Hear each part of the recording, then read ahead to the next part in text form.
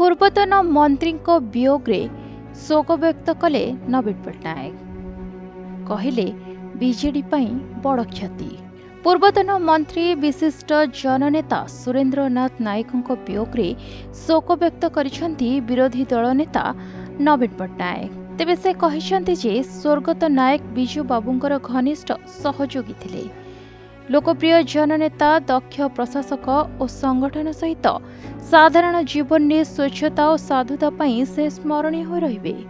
जड़े मंत्री विधायक भावे तांकर उच्च कोटीर प्रदर्शन पई ओडिशा राजनीति रे सुरेन्द्र बाबू स्वतंत्र स्थानर अधिकारी।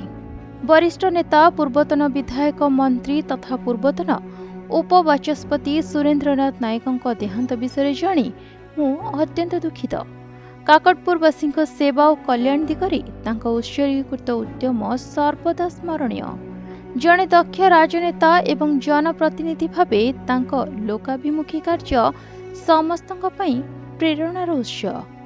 तांकर परलोक राज्य पई और बिजू जनता दल पई एक बड़ क्षति बोली श्री पट्टनायक कहते। भुवनेश्वर अजय रिपोर्ट, प्रतिदिन टीवी।